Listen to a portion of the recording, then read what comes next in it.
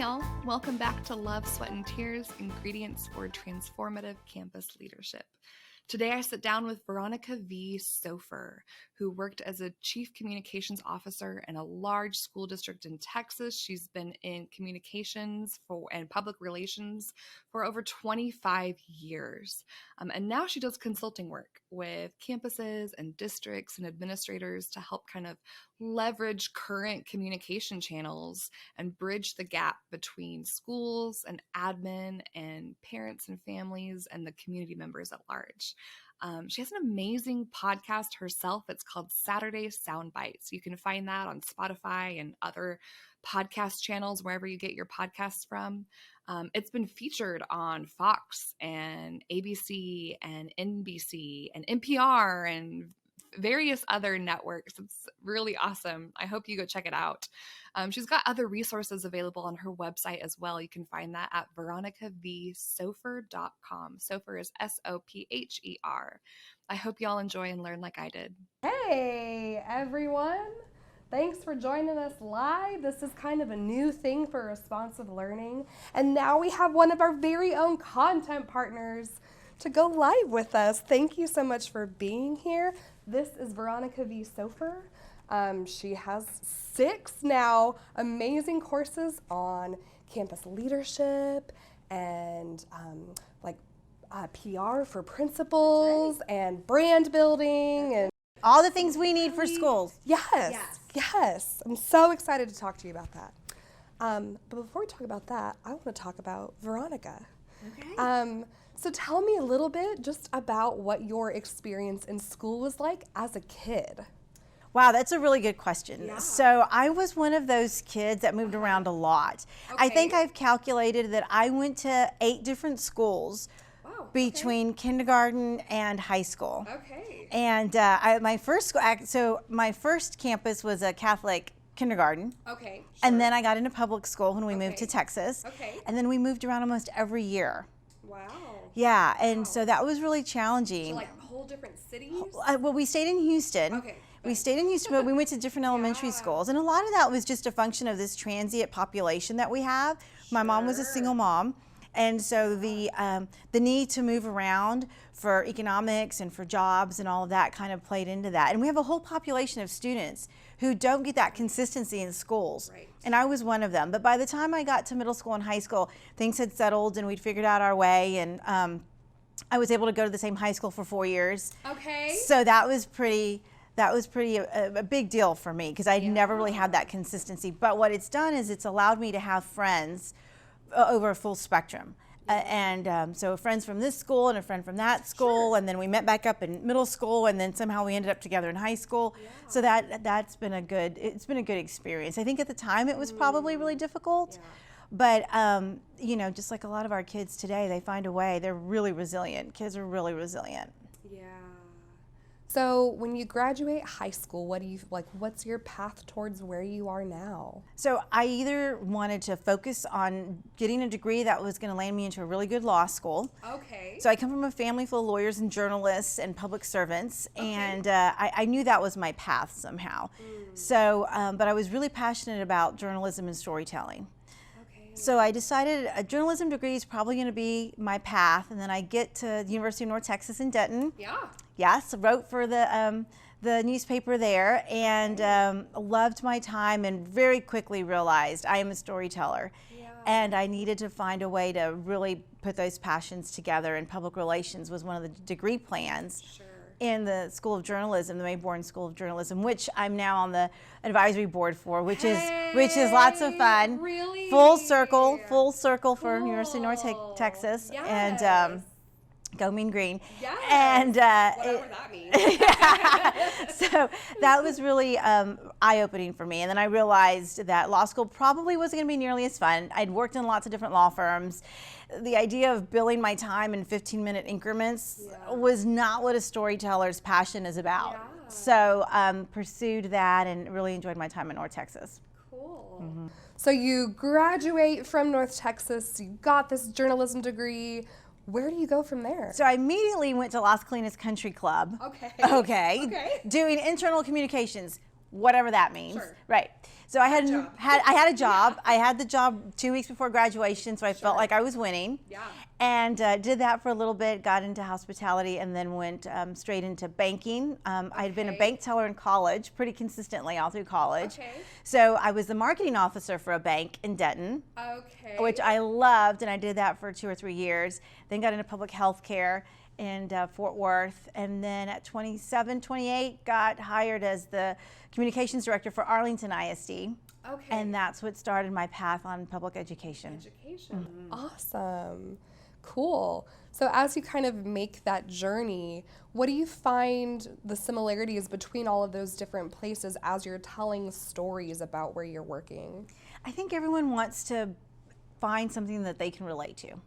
So when you're telling a story, whether it's in healthcare or hospitality or even banking, you've got to make sure people can make a connection, an emotional connection. Yeah. It's got to be memorable. It's got to touch them some way, somehow. And if it doesn't in that moment, it may in the future. So how do you plant seeds for the future as a storyteller? And people might say, that's really hard to do in oil and gas, or that's really hard to do in finance. It really isn't. And you just have to find that creative way to get that, make that connection. So what was it like jumping from these other kind of industries into education? Well, you know, other than having gone to a public having a public education, I didn't know much about it. Yeah. I didn't know much about school finance and some of the challenges, but I come from also a family of public servants, and the ability to see that the work I was doing was impacting what was happening in the classroom was really touching for me. And so I fell in love with public ed, been doing it 20 some plus years ever since, and I just knew that when my team and I put an event together, or we put a campaign together, or worked on a project, we were helping teachers, we were helping principals, and we were helping students. And so that brought a lot of joy to me, and that's what helped me feel fulfilled. And then when I had 2 children of my own in the public school system, it was even more important that we were supporting what was happening. So what sorts of things were you doing for the ISD at that point? You know, everything from media relations, one-on-one, being able to be a spokesperson on camera, doing interviews, to strategic communication, marketing, election work. If there was a bond election that we were doing, really trying to share with the community the importance of public ed and what we were doing. And then highlighting the great things that were happening in our buildings. That was really important to us. We were building trust with the community. We were building rapport with our employees, helping morale, really celebrating the great things that were happening on campuses. And so sometimes those projects look like a big event, or it could be a state of the district event that we were putting on for the community, or sometimes it was just a community forum with parents. But we were bringing them in, we were sharing our story, we were listening to them, and then we were responding to their needs.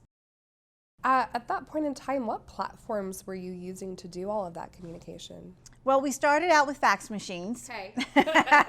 Yeah. So we did, when I was first starting, we did have internet and access, but we didn't have websites per se. Sure. They were really just landing pages with some PDFs. I don't even know if they were PDFs, but they were something you could download to look at.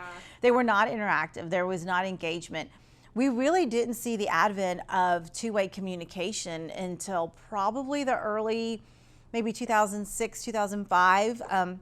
Hurricane Ike, some of the bigger events that happened, Katrina, you know, those kinds of events. We started seeing emergency communication tools where parents could get text messages or emails. And then we started shifting to social media. You know, we were not very prolific in how to communicate with parents at the time. Sure. And part of the reason why is because those parents didn't know how to use social media. Sure. Today, our parents were born using social media. And so that was a different way to communicate. And the expectation of, if there had been an incident on a campus, the expectation was that the parents would be told by the end of the day. And oftentimes it was a printed out letter that got cut off into maybe thirds or quarters on a piece of paper and stuffed in a folder.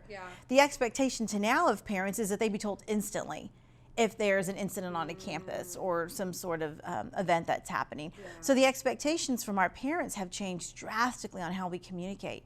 So the idea of transparency from a parental level is just completely different than what it was 10, 15 years ago. So you're kind of working at the ISD. How long are you there for? So my first district, I was there about 7 years. Okay. And then that was in the DFW area. I was with Arlington ISD.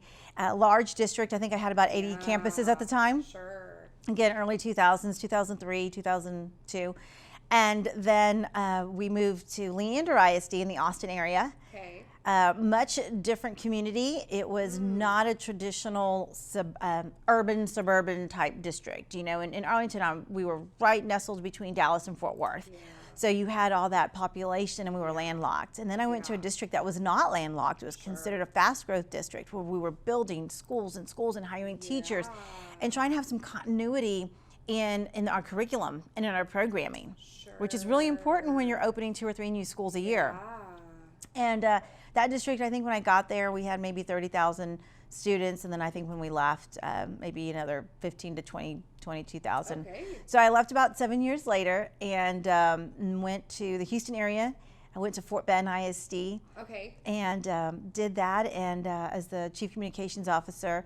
And there again, 80,000 students, about 80 schools, 82 schools, and a different community. You're in a very high urban community. And very diverse. In that district, we had 25% Hispanic, Black, Asian, and white. So when you have a very diverse community, your communication needs are different, and how you respond to the community is completely different. When you're in a community that's a little more homogeneous, there are some different values and expectations. Right. So you have to be mindful of all of that. Things like holidays, or you know, those kinds of familial traditions that maybe you weren't exposed to, your kids are now exposed to them, and what kind of learning opportunity is that for them? And then how do we celebrate it as an institution, as a district? So that was very, very, I would say, exciting, because it was something new that we got a chance to do. And so I just wrapped up 6 years and just left Fort Bend, and now I'm on my own doing my own K-12 communication consulting. So tell me more about that, about what you're doing now and why you're excited about it. I've always been a teacher at heart. Sure. And a storyteller. Yeah. So leadership has been a passion of mine. And anytime I got an opportunity to present to principals or other school leaders and share what I had learned and share my story, I would get excited. And I thought, man, if I could just do this all day long and not necessarily talk to the media or write press releases, those were all things I loved to do. But we talk about our zone of genius. Right? Okay. Yeah, and then genius. Yeah, and then there are things that you're really, really good at and skilled at, and you can just do in your sleep. Yeah. But is it really what you're passionate about? Right. And so as I matured in my career, my passions changed, and customer service was really the thing that my heart just went to, because during COVID, I saw so many of our teachers and principals and frontline employees getting crushed during COVID. They wanted to help those kiddos and those families were struggling. And oftentimes our paraprofessionals on the campuses were struggling at home too. So I redesigned some curriculum that I'd worked on over the years and really made it centered in self-care and self-awareness. Yeah. So in our trainings, we talk mostly about how we have to put our oxygen mask on ourselves first before we can put it on others. And that's really the root of the customer service training that we do. So in this next chapter in my life, I'm touting the benefits of self-care, mindfulness, all the things we want our kids to be thinking about in the classroom. Yeah. I'm just bringing it to the staff level, because oftentimes we say, do as I say, not as I do. Right. And now we need our district employees to take care of themselves so they can be there for kids. And so that's really where my focus is right now. Okay, awesome. So you started that just recently then? This in the last couple of weeks. I had no idea. Yeah. That's really exciting. So you've designed some courses for responsive learning. Mm-hmm. Are those kind of in that same vein of leadership and self-care? And Absolutely. Absolutely. Self-care is really the key to a strong leadership, any type of program that you're doing. And you know, our principals are juggling all kinds of things on the campus level, whether it's day-to-day discipline, budgets, schedules, you name it. And their leadership is really dependent on how well they've taken care of themselves. Yeah. Are they spending time feeding their soul? Are they taking care of their bodies? Are they staying hydrated? I mean, some of the basics, right? Because they're running around all day long on campuses taking care of their teachers and their students. And in order for them to be their best, we need them to take care of themselves. And I also share a lot about team building. One or two of the courses that I have there on the platform with responsive learning is about team building, because you've got to be able to get that collaboration and that synergy moving in a really positive way. And a good leader can make that happen if they've taken care of themselves. And I can hear the principal saying, I don't have time, I can't. Like what are some realistic and practical things that campus leaders can do to find time to take care of themselves? Are you talking about this during the school day, before the school day, after the school day? Like, practically, what can a exhausted, busy campus leader do to better take care of themselves? Yeah, that's a really great question. And the answer is yes. They can do all of that at any time of the day, because really all we have to do to recalibrate our physiology is to stop for a moment. Take a deep breath. You just do it a couple of different times. Your blood pressure will change. The way your digestive system works will change. Your mindset will change. All of that takes just a few seconds. So sometimes it's just as simple as getting some oxygen in your brain so the chemicals in your brain can just readjust, even if it's before maybe a training that they're going to give, or maybe they're going to have a difficult conversation with a parent and there's a little bit of anxiety, or they're just not, they want to make sure they get the words just right. Taking a couple of deep breaths and really just being present in the moment will let your body relax and get some of that adrenaline that maybe you've been pumping to just resettle a little bit. And so walking is another great way. Principals are always walking the campuses. Assistant principals, they're always on their walkie-talkie. They're always walking the building. And sometimes they need to just take it outside. Maybe they can just walk the perimeter real quick. A lot of us, especially in Texas, are having to do door checks. The door checks, right? So and that one door that never really locks quite right. So make sure that you can still be working and you can still be taking care of yourself. Take it outside. Get some sunlight. Let that sunlight, really impact your body and get those vitamins that you need from the sun. And you're watching the trees kind of swaying. All of that relaxes the body in the subconscious. So taking a moment to do that is going to be really important. And then my favorite is to just build in time on your calendar. 4 minutes, 3 minutes. It doesn't have to be more than 5 minutes. It can literally be while you're making your to-do list. What about a gratitude list? 5 things on a gratitude list. It'll take you 60 seconds. Write it down, because when you write it down, that tactical function of writing it down will bring that gratitude present to you. And again, in your subconscious, when you're holding that moment of gratitude, you cannot be holding anxiety or stress at the same time, because they're conflicting thoughts. So those are some really simple things you can do that take no time. You can do it in the morning, lunch, dinner, anytime you want, and it'll make a big difference. All right, campus leaders, you're going to breathe.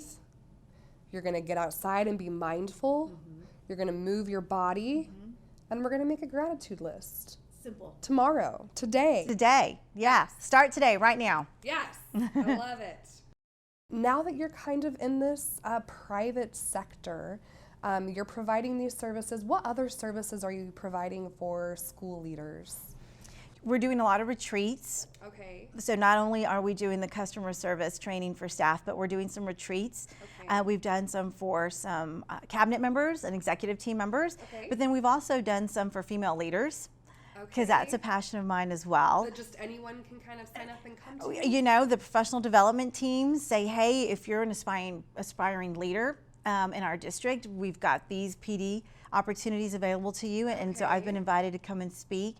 And then coaching school communication professionals one-on-one. Because sometimes we get communication professionals that maybe haven't been in media for a while. Maybe they have their degree, Right. 10, 15 years ago, but then they went into the classroom or they went into the principalship, and then they get hired at central office as a communications director or chief communications officer, but they've been out of the game a little bit. Yeah. And things have changed. How we communicate Right. and how we respond to the media are completely different. So they bring me in so that I can do a little bit of coaching and just kind of bring them up to speed and get them where they need to be ready to tackle some of these really difficult topics that we're dealing with in public ed. Okay. So this, our kind of main audience for this podcast is specifically campus leaders. And so I would love to go through some of the most common problems that are easily fixed that you see campus level admin making when it comes to specifically like team leadership. What are some things if a school principal is feeling like, yeah, I need some tools, but I don't know where to find them or how to use them or where to start. Can you speak to that a little bit? Yeah, I would say the first thing you need to do is do an inventory of your team. Okay. Know where your team is emotionally, know where they're at in their skill set, and know where they're at in their aspirations for movement. Because sometimes you might have a hidden gem on your team that they haven't articulated, that they're looking for growth opportunities, and that could be the perfect leader on your team to help you maybe develop some team building opportunities. Sure. So as a leader, if you have had some really great one-on-one time with every one of your team members, you'll know where they're at. Yeah. Maybe you have a team member who might be dealing with some family issues, and they're usually your go-to. They're the one person that you can count on to make something happen. But maybe you don't realize that they might be dealing with maybe an ailing parent or maybe a teen that's struggling, or they might be going through a divorce or something. So you don't need to get into the personal lives of your team if they're not ready to share all of that. But if they're willing to share that, you as a leader need to do an inventory of where everyone is at. Ask them what their next steps are, what their path is for the future or how they vision it. And then you can kind of see where everyone is on the bus and make sure that your seats are in order, Right. and that really is going to help with your team building. Yeah. Because if you don't know your team, you're not going to be able to put them all together the way you envision it happening. Yeah. And I can see, principals just saying, well, I don't have time to have that, to make like that. That's a stretch to make that time. But you can't lead people you don't know. Yeah, really in finding opportunities for some just morale boosting. One of the things we like to do in the teams I've been on is maybe have a dip day. So everybody brings a dip and we put it on the teacher's lounge and we do chili contests, and that's a really great way to keep the door open so that when maybe someone wants to come and talk and share a little bit more about themselves, that rapport is there. You've established that. It doesn't have to be formal one-on-one meetings that are set. It can be more of a casual way of connecting with people. And it doesn't have to take a lot of time. Right. It really doesn't. And I have found that people are open to those kinds of conversations, and they're thankful that their campus principal has shown an interest. Maybe they want to take a team lead. Maybe they're thinking about a master's program. Yeah. Or maybe they're considering getting their superintendency certification. Sure. It's good for a principal to know what people are thinking in terms of the horizon. Cool. What are some other things that campus leaders can do to kind of enhance their internal campus culture and thinking about branding and culture? And what are some ways that campus leaders can strengthen this team, the sense of unity, the story? How can we use storytelling to kind of build that culture into our schools as leaders? One of my favorite ways to see principals do this is on social media, because it takes no time and it's free. It's absolutely free. Yeah. So we know that principals are walking the buildings all day long. Yeah. They're poking their heads into classrooms. They're reading on the floor with their little ones. They might be out there on the playground with 4th grade or 5th grade playing a sport. And so when our principals are doing that, one of the best things they can do is just take a picture. Of course, make sure they've got the right students in the photo and consent has been given and all that privacy issues have been addressed.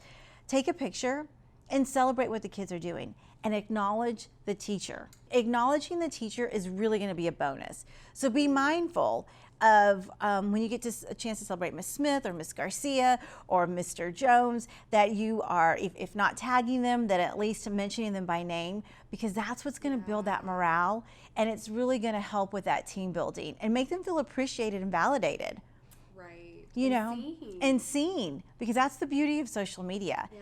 And so then you start branding your campus as one of excitement, as innovation, as one with high quality teachers delivering high quality instruction, and parents then become part of that team, and they become part of that brand awareness. And I have found that when you do that, parents then want to share on their social media their students being recognized with their families and friends. So I've kind of been thinking of it as there's internal team building and there's external PR, but it just doesn't seem, it seems like it's just all threaded together. Yeah. And that's the beauty. I mean, yes, there are things you can do internally that'll make a difference that aren't appropriate necessarily for families to engage for. Yeah. I mean, like dip day or college day or whatever it is. But there's an opportunity to piggyback off of that.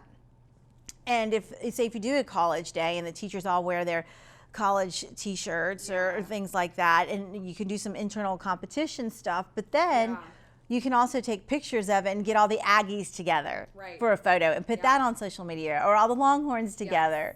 And so there's a lot of fun ways to kill two birds with one stone, because your internal audience is so important, and they will make or break your brand. But your external audience can be just as powerful. Yeah. Well, that reminds me, on our campus, we have one admin went to UT and one's an Aggie.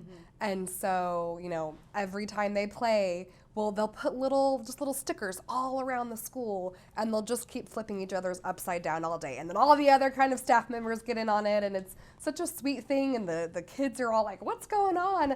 But most parents don't know anything about that and have no idea that, you know, our team is so close-knit, but our parents don't get to celebrate that at all. And that's such a good point, that it, you know, having those things connected helps build cohesion and tell your story. Absolutely. And we know that people need to be exposed to our campus brand repeatedly. You know, back in the day, they'd say, oh, well, 5 to 10 impressions a week. It's not that way anymore. Our brains are processing so much information, But again, you can help your brand by putting it out there more often, maybe not for consumption, but for exposure. So that's a different way of looking at it. You know, the human brain basically is exposed to 2.3 million bits of information a second, but we can only process about 176 bits of information per second. So the rest of that information is just going in our subconscious. And it's a great way to create impressions without really engaging people. And we don't think about that as marketers or as storytellers, but that's essentially what's happening. And advertisers have known that for years. But in the public education space, that was not information we utilized or tapped into, but we're competing right now today for public education dollars. I mean, at the end of the day, principals know what their attendance is because central office is telling them. And central office is telling them because the budget office, I mean, it all trickles down. But the competition for students is fierce. Well, and even, you know, if the schools that have great branding and have, even if we don't call it that, parents are moving kids to those schools because of all of this engagement and branding. And so, I mean, that's attracting dollars. Like there's funding at stake for a campus that, especially a campus leader that doesn't feel confident on social media, that maybe doesn't feel like they have a good awareness of a campus brand. What are some first steps to take towards branding your campus and then communicating that branding? Well, the first thing you can do is just start. There's not a great way of doing it. You don't have to have pictures that have been cropped with a logo. They don't. Just start. Just start. Just get out there. Just get out there. Start. Put on your phone. You know, turn the camera around. film yourself, go live. It's scary. It's scary. It is scary. Don't worry about what your hair looks like. Don't worry about, really celebrate what's happening, because what people want to do is relate to someone who's authentic and let that natural, organic communication start. Right. So if you're too polished and you've got too much production, they may not think you're being genuine. Yeah. Especially on a campus level, right? Yeah. So just start. That's the first thing to do. And then the second thing to do is just be consistent. Don't do it 2 or 3 times and then stop for 3 weeks and then start back up. Right. Be consistent. You don't have to do it every day, but be consistent. So if you want to commit to 2 or 3 times a week, do that. And it can just be a picture with a caption, hashtag your school, tag your campus, tag your district. There are some key things that you can do that will really help spread the word, those natural threads that just kind of happen on social media. And the algorithms. You don't need to know all the formulas because it changes every other week anyway. Sure. But just be consistent with a couple of hashtags. Pick 1 or 2 that you'll always remember. Okay. Tag your district if it's appropriate. Okay. And be consistent. So just start. Okay. And you'll find ways to make improvements. And then all of a sudden you'll see what other people are doing and you'll want to try to shift gears a little bit. And there's a natural growth and a natural improvement that comes with social media, but just start. Yeah. For a campus admin that is new to a campus or doesn't have strong bonds with their team yet, what are some ways that they can kind of incorporate that team building into the branding? If the campus doesn't have a strong brand, how can someone new come in and help this existing team build something new and kind of get them on board onto their boat, and kind of, rather than so often we get a new admin and it's like, okay, let's see like if this one's going to try to come and ruin everything that we've got going, or so how can we help foster that community and communicate that without teachers feeling unsupported or without them feeling bulldozed? Yeah. Well, that's a really great question. And the advice I usually give new administrators is don't go in and try to change everything right away. Honor the past. Honor those who have been there. And ask for their support and ask for their guidance. So if you've got a campus teacher that's been there 20, 25 years, and you're a brand new administrator, and that particular teacher may have some reservations about your leadership style, go to them and ask them to help you adjust to the culture and help guide what has worked well in the past and what hasn't. Okay. Get some insight. Use that institutional knowledge that they have and leverage it so that you can start celebrating some of the, what was great about the good old days. What was great about when that 2 or 3 principals ago would do certain things. And if, say you're a Mustang, what does it mean to be a Mustang? If I was a new administrator, the first thing I would do, if say the mascot was a Mustang, is I'd go to some of those veteran teachers and say, what does it mean to be a Mustang? What do you want our kids to know? What can I do as the new leader to become the type of Mustang we want our kids to be? And then I'd probably turn that into a social media campaign. And every Monday, I do Mustang Monday and highlight some value that the school has that I didn't necessarily bring in, but that as an administrator, I'm adapting to honor the past and to honor the campus and honor those who came before. Right. Things may not have always been great on that campus, and there's always ebbs and flows, but there's always something good you can celebrate. And so honoring that's probably one of the best pieces of advice I would give to a new administrator.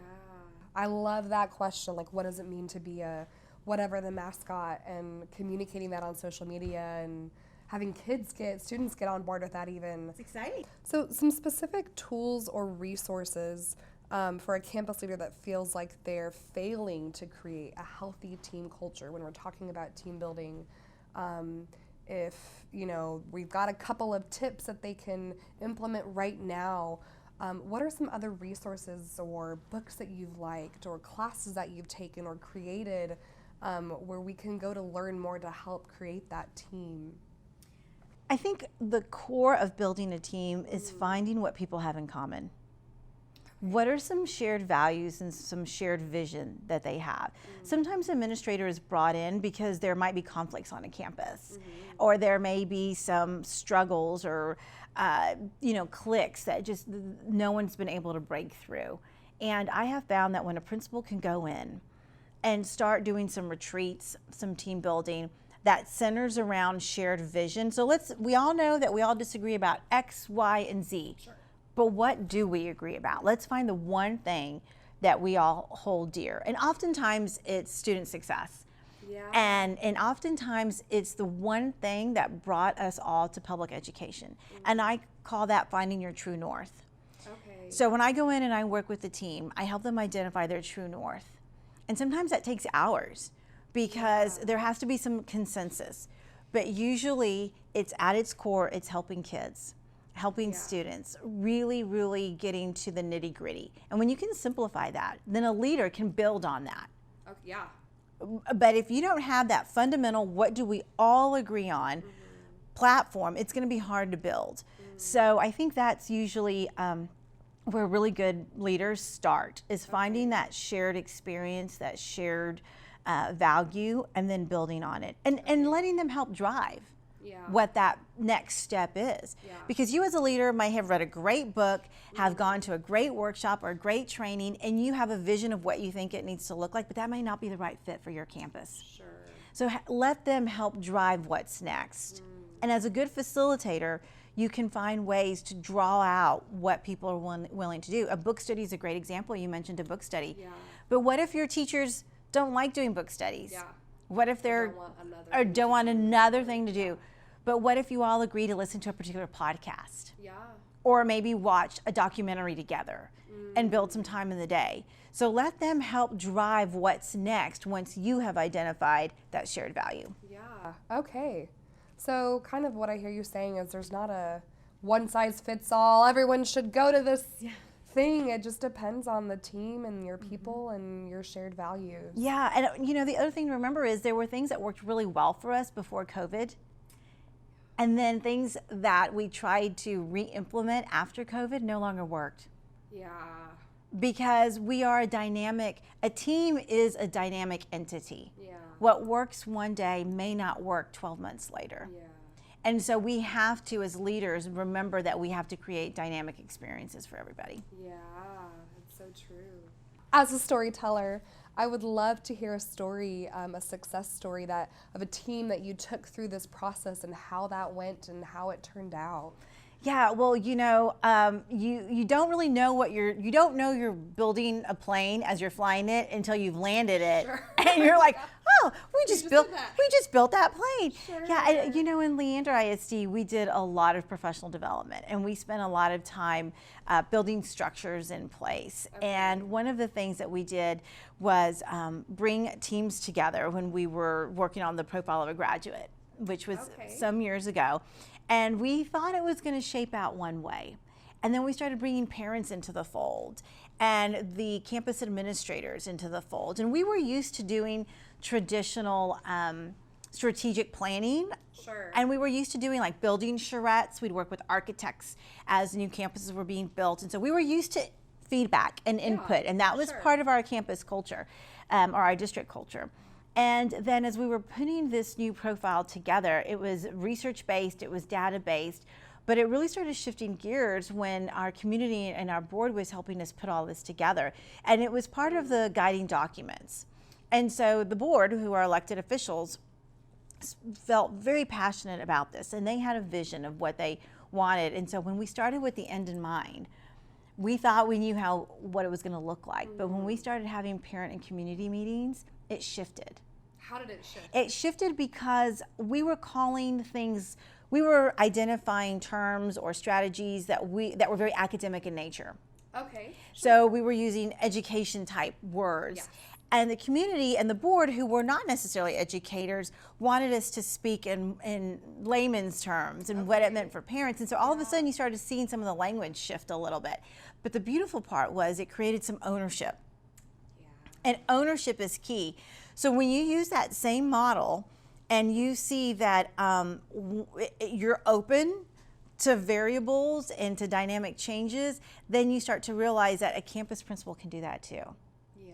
When you start working with parents and when you start working with teachers, it may shift a little bit too. So in the example that I gave, working on our profile of a graduate and what that would look like, it took shape, and it ended up becoming a new creation that was really, really honored everyone's opinion in a way that still was true to our original intent, but didn't get made the way we thought it was going to get made. Yeah.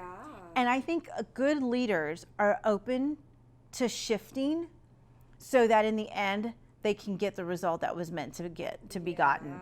And that takes a lot of I think it takes a lot of being humble, because we're like, well, we're going to have 3 community meetings. They're going to be on a Thursday at 6 o'clock. We're not, oh, yes, we do need to make it open on, so yeah, no, we're not going to stream. Yes, we are going to stream. No, we're not going to stream. You have to be flexible in all of those different scenarios, because what we found is that the community wanted to be involved, but maybe they couldn't. Yeah. Right. So what other ways were they able to engage? And so those are some of the things you have to be flexible about. And it's okay to shift gears. Yeah. You can have a plan. Yeah. And that could have been a plan that worked previously, but you've got to be open to a new plan sometimes. Yeah. And so I would say in Leander, we were very good about being flexible, and that's a really good example of how we still ended up with a great product. We just went about it a little bit differently. Yeah, cool. What are some things some campus leaders can do to help them identify other leaders on campus that'll help them? You know, our principals and even our APs, they can't do all of that by themselves. So what are some things that you've used to identify folks that are also have these leadership skills that can help build the brand and help build the team culture? Well, I think number one, that inventory we talked about earlier is a good way to start. But the other thing is just being really observant and listening. When you hear maybe a department chair praise a new teacher or someone new to the team, listening through the lens of a leadership opportunity and how can I use that person's skills and their passions. You know, maybe you've got a new teacher who was really involved when they were in high school or in college in a particular club or program, and you know, anime is a great example, or robotics or gaming. Gaming's another great example. Now that it's a UIL. I know, yes. You know, how does a principal say, who here on my campus is a great gamer and wants to start a gaming club? Listening through the lens of what your team members have a passion about is really going to help you connect and then bring more resources to your kids. And giving them the experience to go out and tap into someone who's already got a natural talent or has experience doing it. You know, that's a great way to find new ways for kids to stay engaged, because we know when kids are engaged and connected to a campus, they're going to succeed. So who do you have on your campus that can create an anime club or a manga group, and you know, all those kinds of niche things that our kids are into, and let them connect. You know, you don't have to know a lot about gaming. But if you've got someone on your campus who does, let's tap them for some leadership opportunities to help kids. You've kind of already answered this question, but just in case there's another answer, what is like the number one thing that you would have campus admins start today? Like, what's the one thing they can walk away from this episode and start doing today? Is it that inventory? Is it the SEL kind of stuff we talked at the beginning? What do you think would be the priority one thing for campus leaders to take away from this? Those are really great takeaways, and I would love to see them do that. But if there's nothing else that they take away from this, is I would suggest getting a little mirror and putting it next to their phone.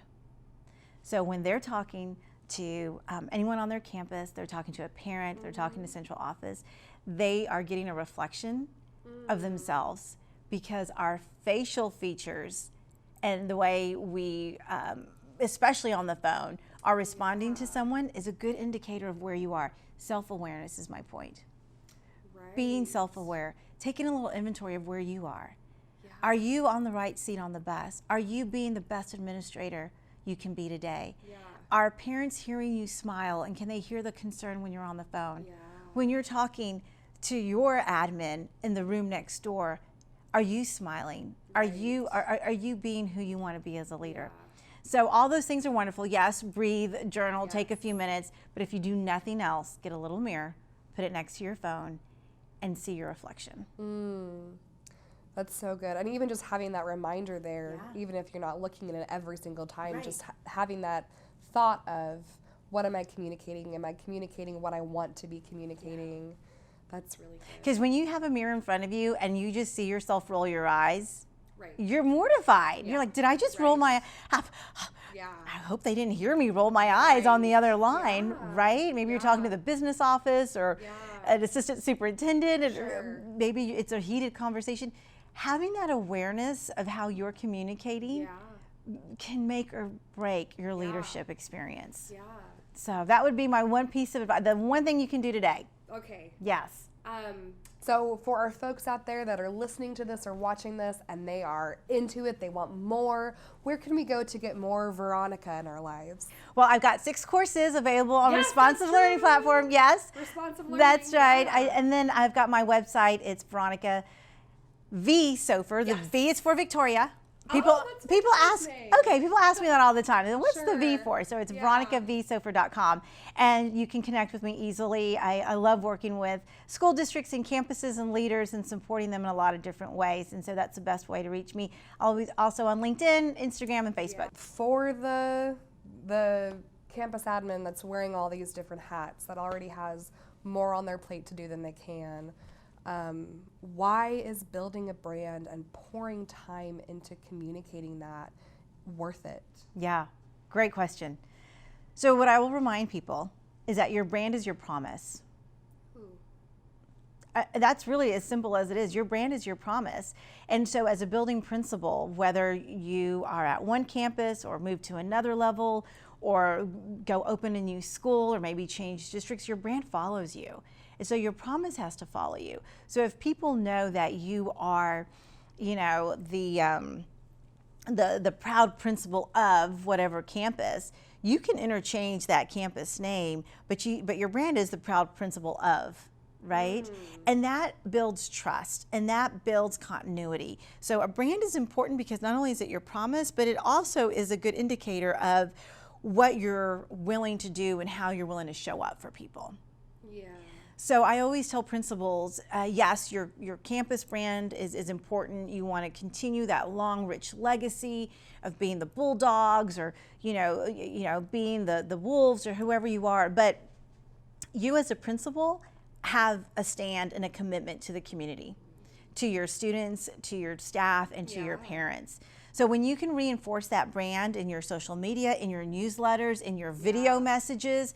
I had a superintendent who would always start every video with, "Hello, I'm the proud superintendent." And that was his little shtick, if you will. Yeah. But it was a continuous, recognizable brand that people knew. Yeah. So when they heard it, they knew there was a message that they wanted to listen to. Yeah. And so I think principals need to do that too. And then for teachers, it's just as important because as a teacher, if you're a science expert or a math expert or just even a generalist, you're the pre-K teacher of the year in your district or something. You will always be that. You may not be for that year anymore, but you can still always be that teacher of the year. That brand awareness follows you. And when you've got more of that on a campus, parents are going to trust you because what our parents today they're smart shoppers, right. they're Amazon Prime. Absolutely. So their expectation of identification is really important.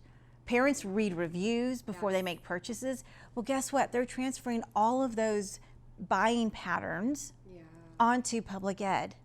And if we don't have a strong brand as a leader and as a teacher, then you're going to not instantly get that trust, that loyalty, we call it brand loyalty in the commercial space, that you need in the education space. Yeah. And when we talk about conflicting ways of doing business in public ed, this is where we're at. I was at a conference recently, and the entire message was public education is about marketing today. Because there are so many outside forces and parents have so many different choices. True. So it's not just I'm zoned to this school. Right. Yeah. So how do you convey all the wonderful things happening in your classroom if you're a teacher or all the wonderful things happening on your campus if you're a principal if you're not sharing your story and it's not branded? Right. So that's why I think that administrators especially need to build time in their professional development in identifying what their brand is and then leveraging it in their communities. Great to have you. Thank you very much. Yeah. And there you have it, folks. Veronica V. Sopher. Oh, she is amazing. I love the way that she tells stories and provides practical tools within a story to help you remember. It's my bread and butter. I love it so much. Again, you can find Veronica at veronicavsopher.com. She's also on LinkedIn and Instagram and Facebook and does lots of really great webinars and live events and all sorts of cool stuff to help you learn how to communicate your message, what you want to get across, in a way that'll be received and listened to and heard well.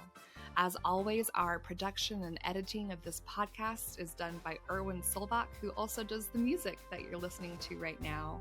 Our logo and design work was done by Alana Kanoy, and this whole production is a labor of love from the folks at Responsive Learning. Thank you so much. I hope you have a great rest of your day.